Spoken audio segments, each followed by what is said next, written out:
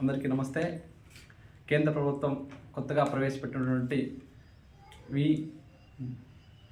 రామ్జీ ఏదైతే పథకం ఉందో ఆ పథకం ఈ మధ్యనే చట్టం రూపం దాల్చడం జరిగింది.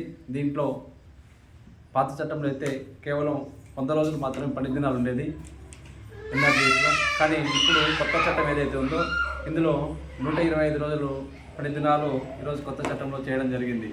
ఎందుకంటే గతం కంటే ఇప్పుడు ఉన్నటువంటి వాటిలో 25 రోజులు అదనంగా కేంద్ర ప్రభుత్వం పెంచింది.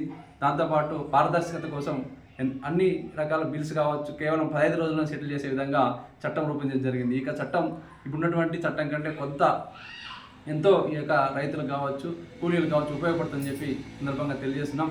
ఎందుకంటే 20 సంవత్సరాలుగా ఒక పథకం ప్రవేశపెట్టి ఈ ప్రభుత్వం వచ్చిన తర్వాత 11 సంవత్సరాలు ఆ పథకాన్ని కొనసాగించారు.